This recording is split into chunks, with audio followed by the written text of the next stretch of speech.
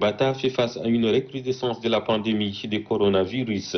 Après le Bata Ouest, la maladie vient de toucher le département de Bata Est avec l'enregistrement des 3 cas positifs et la mise en quarantaine de plus de 40 personnes en attendant les résultats de leur prélèvement. Malheureusement, pendant que le nombre de nouvelles infections à la Covid se multiplie, la population de cette province ne se soucie guère et se promène sans le moindre respect des mesures barrières. C'est pourquoi le secrétaire général de la province du Bata, Saleh Agartidiani, assurant l'intérim du gouverneur, passe à la vitesse supérieure. Il a convoqué les imams, les pasteurs, les responsables de la société civile, ceux des forces de défense et de sécurité et les membres de la sous-commission de sensibilisation pour échanger sur la conduite à tenir face à cette pandémie.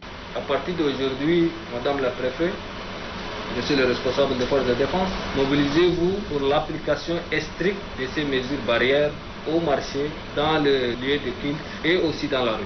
S'agissant du couvre-feu, le préfet du département du Bata Ouest, Fatima Boukar Kosei, informe dans son intervention que depuis qu'il a été instauré au Bata, il est respecté à plus de 90%. Ceci est grâce à la vigilance des forces de défense et de sécurité. Tous les autres intervenants à cette réunion se sont accordés à signaler la dangerosité de la situation et ont donné feu vert aux autorités locales à prendre des mesures d'urgence nécessaires pour faire face à la situation. La campagne de vaccination de riposte contre la rougeole, couplée à la supplémentation de la vitamine A, durera une semaine.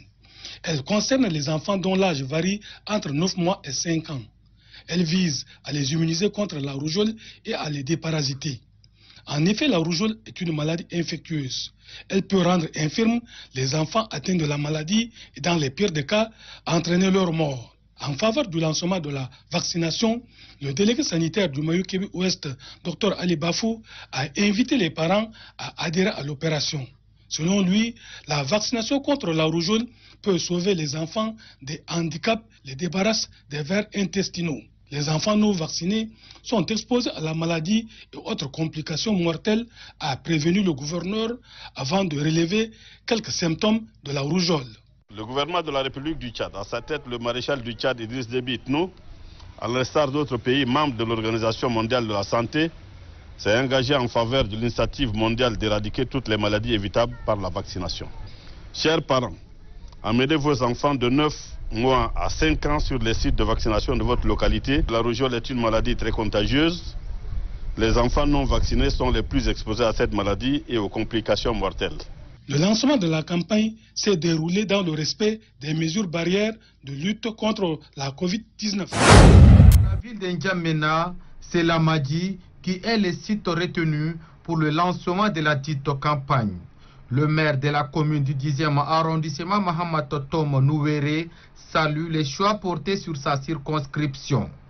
La déléguée provinciale de l'élevage de N'Djamena appelle les éleveurs à faire vacciner leurs animaux. C'est le lieu de remercier les plus hautes autorités de la République pour avoir rendu gratuit le vaccin contre la PPR, alors que pour le vaccin contre la PPCB, la dose coûte 100 francs CFA.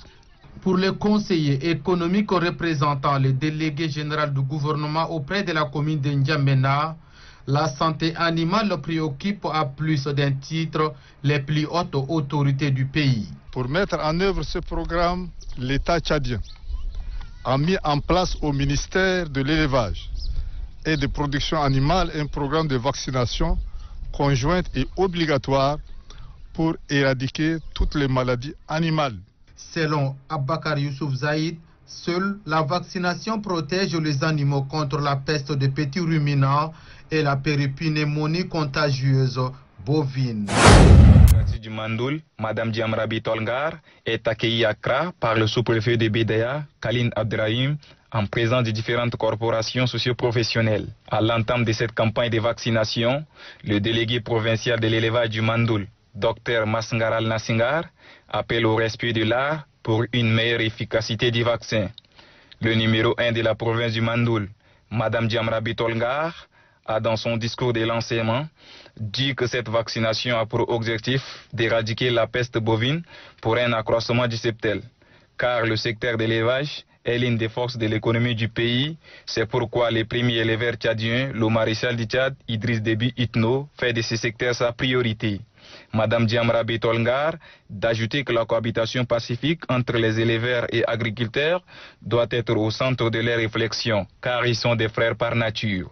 Les autorités locales ont lancé la première dose de peste de petits ruminants et péripulmonaires contagieuses. Au terme du décret 2498 du 18 décembre 2020 que Oumar Toubaï Sargoula est le nommé préfet du département de Kaya. Il remplace à ce poste Djimouya Soapebe qui a passé pour la seconde fois 15 mois et 15 jours à la tête du département. Il a été installé dans ses nouvelles fonctions par le gouverneur de la province de Lac, Mamad Fadoul Makaï. Dans son discours bilan, le préfet sortant du département de Kaya, Djimouya Soapebe, a tout d'abord présenté succinctement le département avant de relever quelques réalisations phares que nous citons en ordre la réalisation de l'autorité de l'État, le règlement des conflits intra-extra-communautaires et l'impression de la situation sécuritaire. Dans son discours d'installation, le gouverneur de la province de Lac, Mamad Fadoul Makaï, a félicité le préfet sortant pour ses nombreuses actions entreprises, puis encouragé le nouveau préfet à plus de dynamisme. Vos premiers actes consisteront à consolider la sécurité des personnes et de leurs biens.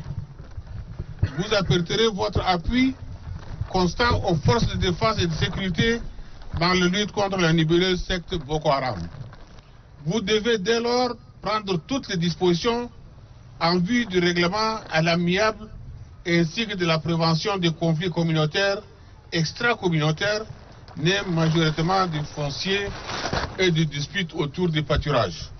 Le préfet entrant, Oumar Toubaï Sargoula, a exprimé toute sa reconnaissance au maréchal du Tchad, Idriss Déby Itno, président de la République, pour la confiance placée en sa modeste personne. Oumar Toubaï Sargoula, confiant, compte sur le soutien de ses collaborateurs pour relever les multiples défis.